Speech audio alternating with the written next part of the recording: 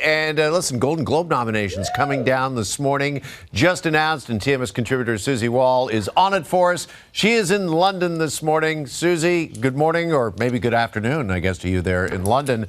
Let's start with the big one, Best Picture Drama. Who got nominated for Golden Globes? Well, Jeff, like you said, I'm here in London, so this town is absolutely rooting for my favorite film going into this award season, Hamnet. So we are beginning with the biggest category. Let's go to our boards. Of course, Hamnet, this is the Best Picture Drama category. Hamnet is in there, Frankenstein, It Was Just an Accident, The Secret Agent, Sentimental Value, and Sinners. I want you to focus on Sinners versus Hamnet. Of course, Sinners, a huge star vehicle for the great Michael B. Jordan, directed by Ryan Coogler. And Hamnet is such a remarkable story, of course, of William Shakespeare's wife, Agnes, her life and grief and their life together. It is epic, and it's starring Jessie Buckley and, of course, heartthrob Paul Mescal. So that will be a big one to watch as well. So it's really going to be the battle of those two in this award season, I think. All right. Yeah, I think some fierce competition in that category for sure. Let's move on to Best Musical or Comedy. Who are the nominees there? Right. So this is really sort of, musical / comedy. Blue Moon, Begonia, you see, Marty Supreme, No Other Choice, Nouvelle Vague, and One Battle After Another. In this category, I'd like you to focus on Marty Supreme, of course, starring Timothée Chalamet, versus One Battle After Another, starring Leonardo DiCaprio.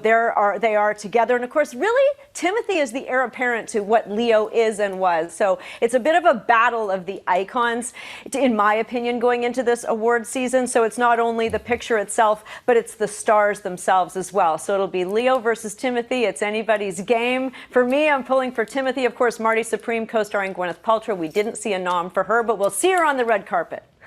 All right. Well, listen, speaking of no noms, correct me if I'm wrong here, but has this category got one of the biggest snubs here? I don't see Wicked for Good.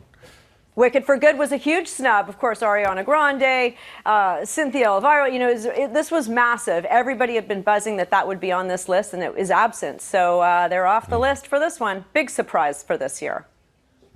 All right. Lots of stars, of course, to look out for when the Globes happen next month in January. Who's on your radar? TMS fashion coverage. We're going to have your 360-degree red carpet glamour. I am so excited to see Julia Roberts back on the carpet, you guys, of course, for her work in After the Hunt. There's J-Law in the middle for her role in Die My Love, and the great Emma Stone in Begonia. These ladies are front runners in the fashion department, in the acting department. They're all amazing and beautiful. And, of course, the men, they always bring it in award season, led by Michael B. Jordan. Of course, George Clooney, we've been seeing him in his film Jay Kelly everywhere, and Ethan Hawke. Let's hear it for my Gen Xers. He starred in Blue Moon, of course, directed by the incredible Richard Linklater, who we sat down with on TMS. And I'm also looking forward to, Paul Mescal, Julia Garner, Jacob Elordi, a lot of heartthrobs and a lot of fashion vixens we're going to see walk the carpet, and I'll have all the coverage for you. You bet. I know you will. And of course, we love the Golden Globes because it's just so chill. It's so casual, right? As a matter of fact, there's usually champagne chilling on each and every table, and we get some great candid moments.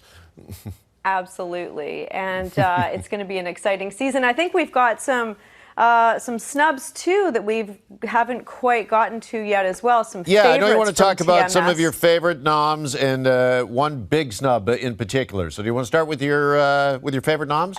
Favorites I'd love to start with, because we all love Dwayne "The Rock" Johnson. I sat down with him in Hawaii for Moana 2 just a year ago. TMS has chatted with him several times this year. Morgan is catching up with him and the wonderful Emily Blunt for his work in The Smashing Machine. This is much more serious, epic role for him. We had the Canadian exclusive on TMS with that sit down, and we're really excited to see what happens there. And also, I am so excited to see what happens with Amy Madigan. She is going to be walking the red carpet. Of course, I think we've got a shot of Morgan. This is Morgan she's already a horror icon. She played Aunt Gladys, of course, in the film Weapons. So Morgan was way ahead of the curve on this one. But I mean, Amy Madigan is is clearly unrecognizable in her work in this film. I think she is so cool and already a cult status hero. And for me, another snub snub, besides J-Lo, is also Sydney Sweeney for Christie. I chatted with her. They had the world premiere at TIFF for her role in that biopic, of course, about American boxer Christy Martin. But you know, one can't help but think, was this some blowback from that American Eagle campaign? Because she got rave reviews. The film was phenomenal, a major snub at this award season. So the wrap up here is really, it's going to be a big race, and I'm really excited for 2026 and all those red carpets. All right, you know it. Award season officially underway with the Golden Globe nominations announced today. And of course, the Golden Globes will air January the 11th. Susie Walls in London this morning. Susie, great to see you. Thanks for this. Appreciate it.